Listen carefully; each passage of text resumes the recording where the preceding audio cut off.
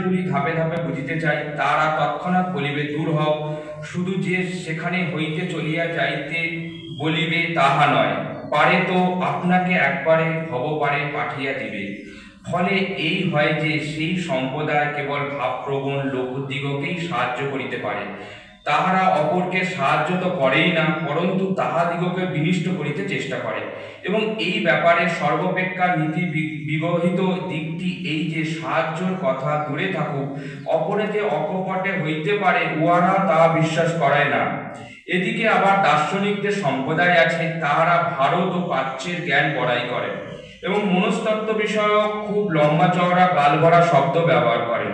কিন্তু যদি আমার মতো একজন সাধারণ লোক তাহার নিকট গিয়া বলে, আমাকে ধার্মিক হওয়ার মতো কিছু উপদেশ দিতে পারেন কি, তা হইলে তাহারা প্রথমেই একটু মুচকি হাসিয়া বলবেন, ওহে তুমি বুদ্ধি বৃত্তিতে এখনো আমাদের বউ নিচে, তুমি আধ্যাত্মিকতার কি বুঝিবে।